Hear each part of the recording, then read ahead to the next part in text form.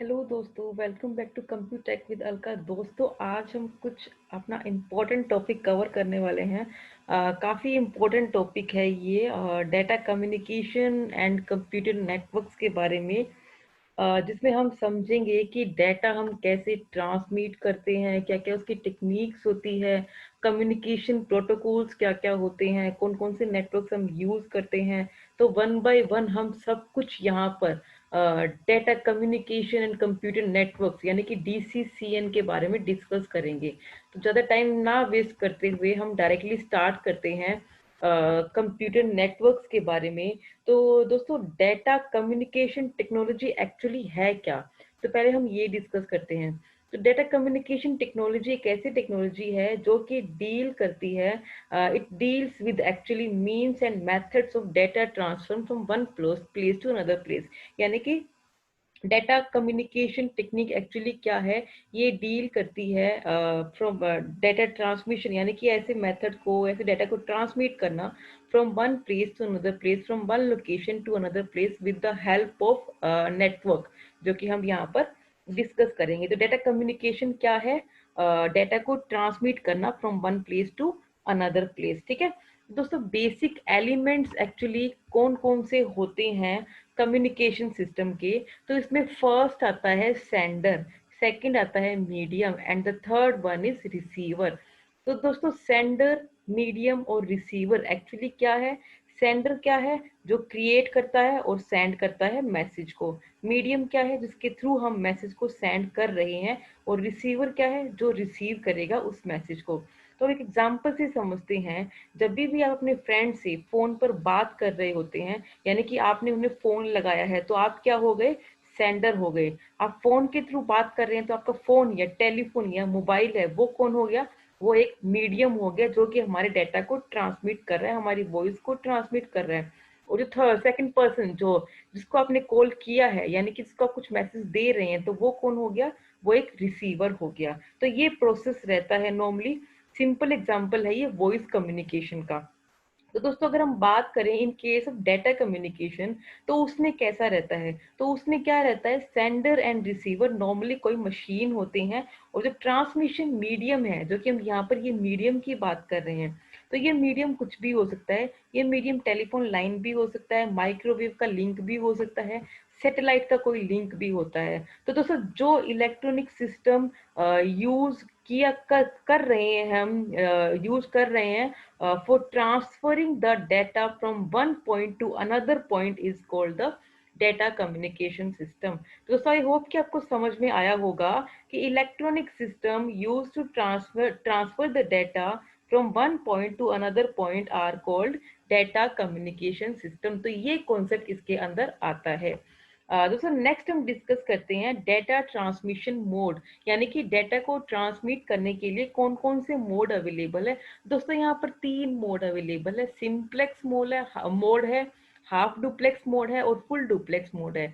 दोस्तों, simplex mode का मतलब यहाँ पर sender and receiver, of course sender and receiver सब जगह रहेंगे।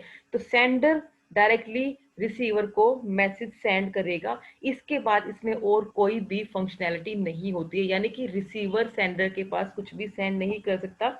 यानी कि इसको हम बोलते हैं इन ओनली वन डायरेक्शन। ठीक है, आप यहाँ पर डायग्राम में भी देख सकते हैं, सेंडर ओनली डेटा सेंड करता है, इसके अलावा और कुछ भी यहाँ पर नहीं होता है। अब हम इसका एग्जाम्पल देखते हैं। एग्जाम्पल की अगर मैं बात करूं, तो कीबोर्ड इसका एग्जाम्पल हो गया। जैसे कि मैंने एज ए यूजर कीबोर्ड को कुछ कमांड दी, बट कीबोर्ड तो मुझे कुछ भी नहीं दे रहा है रिटर्न में। तो इसका मतलब क्या है? तो ये एक one time one direction mode हो गया, यानी कि एक ही डायरेक्शन में जा रहा है। ठीक है, ऐसे ही टीवी हो गया इसका एग्जाम्पल, रेडियो हो गया इसका एग्जाम्पल।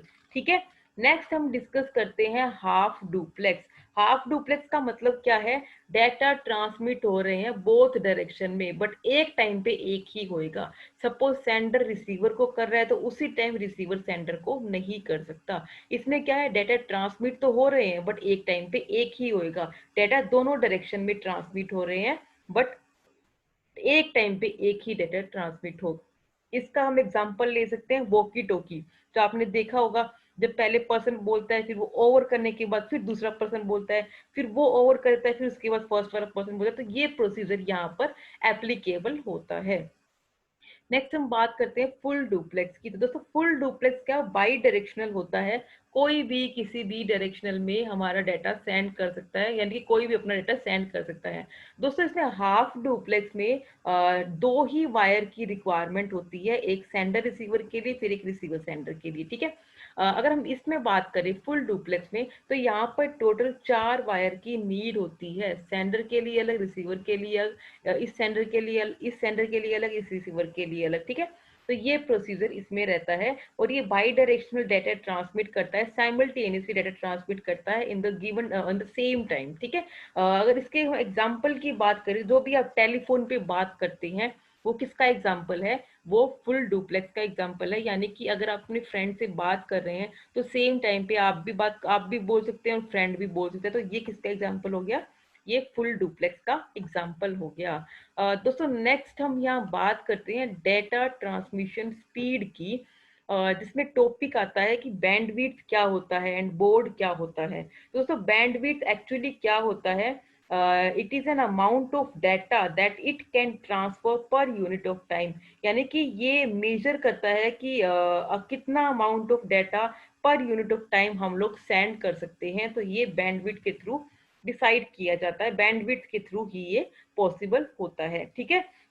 अगर हम बात करें नॉर्मली, अगर जितनी ज्यादा कोई नॉर्मल एग्जांपल लेके हम चलते हैं, जितनी ज्यादा वाइडर रोड होगी उतना ही ज्यादा उस पर ट्रैफिक कम होगा, ये हमें पता है इस बात का। तो ऐसे ही जितनी ज्यादा हायर बैंडविड्थ होगी उतना ज्यादा डाटा हमारा ट्रांसफर होगा कम टाइम में, ठीक है। तो ये एग्जांपल आप समझ सकते हैं, रोड का एग्जांपल ले सकते हैं, जितनी ज्यादा वाइडर रोड होगी उतना ही ट्रैफिक कम होगा, वैसे ही जितनी ज्यादा हायर बैंडविड्थ होगी उतना ही जल्दी हमारा डेटा ट्रांसफर होगा, ठीक है, कम टाइम में, ठीक है। तो ये कॉन्सेप्ट बैंडविड्थ का आता है। अब इसी में एक कॉन्सेप्ट आता है बोर्ड। तो बोर्ड क्या बताता है, बैंडविड्थ इज मेजर्ड इन, यानी कि बैंडविड्थ को हम किस में मेजर करते हैं, बिट्स पर सेकंड्स में करते हैं, जिसे हम बोर्ड भी कहते हैं। यानी कि measurement of bandwidth is called board, ठीक है। ये कॉन्सेप्ट इसमें आता है। जो इसकी सब कैटेगरीज है डेटा ट्रांसमिशन स्पीड की, वो सब क्या क्या है वो हम यहाँ डिस्कस करते हैं। तो इसमें पहला आता है नैरो बैंड। इसकी रेंज कितनी रहती है, अप्रोक्सीमेट 45 से लेके 300 बोर्ड तक की रहती है। नॉर्मली जो लो टाइप का डाटा होता है, लो वॉल्यूम का डाटा होता है, लो स्पीड डिवाइसेस का जो यूज होता है, उन सबको ही ये हैंडल करते हैं। इसका एग्जाम्पल हम ले सकते हैं, टेलीग्राफ लाइन हो गई, लो स्पीड की टर्मिनल्स हो गए, ये ओनली उन्हीं को हैंडल करने का काम करता है। नेक्स्ट वॉइस बैंड की बात करते हैं, तो इसकी स्पीड काफी अच्छी होती है as compare with narrow band. तो इसमें क्या रहता है, 9600 बोर्ड की ये हाई स्पीड प्रोवाइड करवाते हैं। मोस्टली टेलीफोन लाइंस पे हम इसे ही यूज करते हैं। Next and the most important, of course हम सब जानते हैं इसके बारे में, ब्रॉडबैंड की। अगर हम ब्रॉडबैंड की बात करें तो ये क्या रहता है, used for transmission of large volume of data at a high speed। यानी कि हाई स्पीड पे लार्ज वॉल्यूम ऑफ डाटा को ट्रांसमिट करने का काम किसके थ्रू करते हैं हम लोग, ब्रॉडबैंड के थ्रू करते हैं। और उसकी अप्रोक्सीमेट स्पीड कितनी होती है, 1 मिलियन बॉर्ड और उससे ज्यादा होती है, ठीक है। हाई स्पीड कंप्यूटर जिसे हम बोलते हैं, मोस्टली कम्युनिकेशन पर्पज के लिए, कंप्यूटर कम्युनिकेशन के लिए जो हम यूज करते हैं, ठीक है। तो ये कॉन्सेप्ट था इसके अंदर। तो दोस्तों अब हम देखते हैं डेटा ट्रांसमिशन मीडिया कौन कौन से होते हैं, यानी किस किस के थ्रू हम डेटा को ट्रांसमिट कर सकते हैं। तो इसमें पहला आता है ट्विस्टेड पेयर के थ्रू, फिर कोक्साइल केबल के थ्रू, फिर माइक्रोवेव सिस्टम के थ्रू, फिर कम्युनिकेशन सैटेलाइट के थ्रू, फिर आता है ऑप्टिकल फाइबर के थ्रू। तो हम पहले डिस्कस करते हैं ट्विस्टेड पेयर वायर, जिसको हम अनशील्डेड ट्विस्टेड पेयर केबल भी बोलते हैं, यूटीपी केबल भी बोलते हैं। तो ये केबल हमारे इस टाइप की दिखाई देती है, जो कि आपने मोस्टली देखा होगा। ये actually twisted pair wire consist करके रखती है दो बंचेस को, जो कि थिन कॉपर ऑफ वायर के ही होते हैं, and each bunch is enclose separately in a plastic insulation.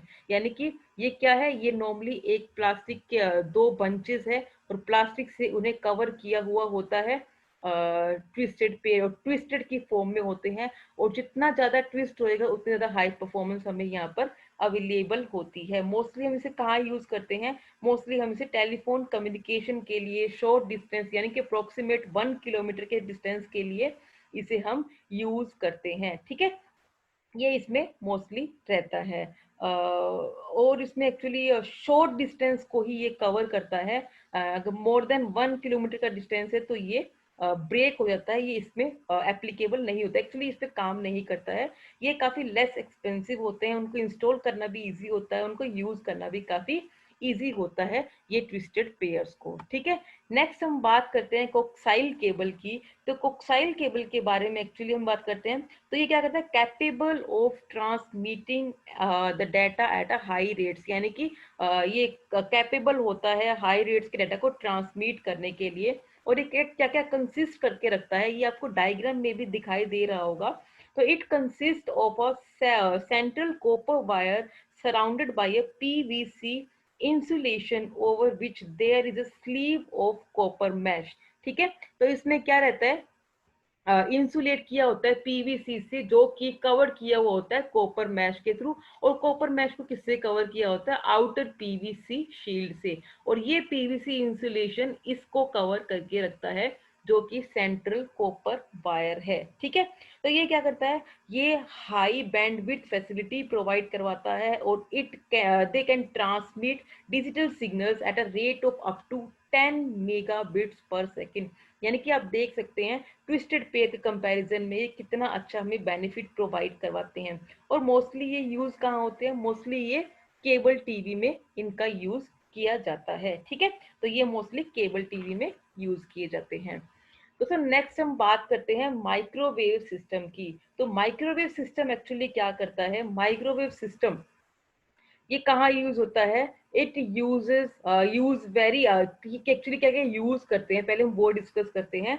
तो ये वाला सिस्टम यूज करता है very high frequency radio signals to transmit the data through space, यानी कि वायरलेस कम्युनिकेशन के थ्रू डाटा को ट्रांसमिट करने का काम करता है, हाई फ्रीक्वेंसी रेडियो सिग्नल्स को सपोर्ट करके। ठीक है, तो इसमें क्या रहता है actually? Microwave frequencies electromagnetic waves जो इसके अंदर होती है, उनका एक ड्रॉबैक एक्चुअली क्या रहता है कि ये जो ऑब्स्टेकल्स आते हैं, जैसे कि कोई बड़ी बड़ी बिल्डिंग्स आ गई, हिल्स आ गई, उनको क्रॉस नहीं कर सकते हैं। ठीक है, यानी कि उनके उनको बैंड नहीं कर सकते, उनको उनके थ्रू चैनल को जो कम्युनिकेशन लिंक है उनको पास नहीं कर सकते। तो ये इनके ऑब्स्टेकल्स होते हैं। इसी वजह से माइक्रोवेव जो माइक्रोवेव सिस्टम के जो टावर्स होते हैं वो काफी हाईली माउंटेड किए हुए होते हैं, ताकि ये डायरेक्टली लाइन ऑफ साइट को एग्जीक्यूट कर सकते, ये एग्जीक्यूट कर सके। तो एक्चुअली ये काम कैसे करते हैं? ये लाइन ऑफ साइट के वे में काम करते हैं, यानी कि अगर बीच में अगर मेरे को चलाना हो कुछ ऐसा, तो ये इस कर्व के वे में काम नहीं करते हैं, ये लाइन ऑफ साइट पे काम करते हैं। इसी के लिए इनके टावर काफी ऊपर लगे हुए होते हैं, ताकि इनके बीच में कोई ऑब्स्टेकल ना आए और डायरेक्टली हमारा डाटा ट्रांसमिट हो जाए। ठीक है, and this may not be possible for very long distance transmission, जिसकी वजह से ये काफी लॉन्ग डिस्टेंस पे पॉसिबल नहीं हो पाता है, और सिग्नल्स जो है उनके वीक पड़ जाते हैं कुछ डिस्टेंस कवर करने के बाद। ठीक है, तो इन सिग्नल्स को, वीक पड़े हुए सिग्नल्स को हम कैसे उनको रीजनरेट कर सकते हैं, कैसे उन्हें स्ट्रेंथ दे सकते हैं? तो उसके लिए हम इनके बीच बीच में रिपीटर्स को यूज करते हैं। तो लाइन ऑफ साइट एक्चुअली जो भी इसमें जो एम्पलीफायर्स लगे होते हैं, जो एम्पलीफायर्स वीक हो जाते हैं, उनको हम रिपीटर्स की हेल्प से फिर से रीजनरेट करते हैं, स्ट्रेंथ देते हैं। तो इसके लिए हर एक 20 और 30 किलोमीटर पे यहाँ पर रिपीटर लगे हुए होते हैं, जो कि हमारे वीक सिग्नल को फिर से स्ट्रेंथ देके डाटा को ट्रांसमिट करते हैं या रिसीव करते हैं। ठीक है, तो ये प्रोसीजर इसके अंडर आता है माइक्रोवेव के अंडर। ठीक है, नेक्स्ट हम बात करते हैं सैटेलाइट कम्युनिकेशन की। तो दोस्तों माइक्रोवेव में एक्चुअली हमारा ये इशू आ रहा था कि लाइन ऑफ साइट पे हमारा सारा काम हो रहा था, यानी कि बीच में अगर कोई ऑब्स्टेकल आता है तो उस केस में क्या प्रॉब्लम आ रही थी? उस केस में हमारा डाटा लॉस्ट हो रहा था। तो इसके लिए ये वाली सॉल्यूशन सैटेलाइट प्रोवाइड करवा रहा है डायरेक्टली। तो इसमें लाइन ऑफ साइट का कोई इशू नहीं है, डाटा हमारा कर्व के वे में भी ट्रांसमिट हो जाता है और ऑब्स्टेकल का भी कोई इशू नहीं रहता है। तो दोस्तों इसके बारे में मैं ऑलरेडी वीडियो पूरा बना चुकी हूँ 2 डिफरेंट पार्ट में, तो आप वो वाला वीडियो मेरा पूरा रेफर करें ताकि आपको पूरा डेप्थ कॉन्सेप्ट क्लियर हो जाए। ठीक है। तो दोस्तों नेक्स्ट हमारा लास्ट टॉपिक है आज की वीडियो का। नेक्स्ट जो रेस्ट टॉपिक है वो मैं नेक्स्ट वीडियो में कवर करूंगी पार्ट 2 में इसी का। दोस्तों ऑप्टिकल फाइबर एक्चुअली क्या बताता है, तो दोस्तों ये ट्रांसमिट लाइट सिग्नल्स को ट्रांसमिट करता है, जबकि जो कि हमने ये वाला डिस्कस किया था टॉपिक कोक्साइल केबल।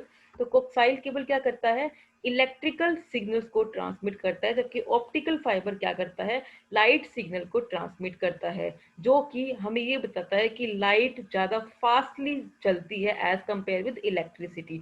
तो इसके लिए ऑप्टिकल फाइबर का ये मेजर बेनिफिट है कि ये they transmit light signal instead of electrical signals. ठीक है, जो कि काफ़ी फास्टली ट्रेवल करती है। And optical fibre can transmit data at a much higher speed than the जो कॉपर वायर हमने यहाँ पर डिस्कस किया था। ठीक है, तो ये इसके अंदर आता है। तो दोस्तों पहले इसमें क्या रहता है, दोस्तों पहले इसमें सेंडर क्या करता है, इलेक्ट्रिकल सिग्नल सेंड करता है, तो उसको लाइट में कन्वर्ट करता है, फिर ऑप्टिकल फाइबर उसको लाइट में कन्वर्ट करने के बाद उसको फिर से अपना प्रोसेसिंग करके फिर से उसे इलेक्ट्रॉनिक वेव्स में कन्वर्ट करके रिसीवर को सेंड करता है। तो इसका ये प्रोसीजर रहता है, जो कि लार्ज बैंडविड्थ प्रोवाइड करवाता है हमें optical fibre as compare with other जो मीडिया थे।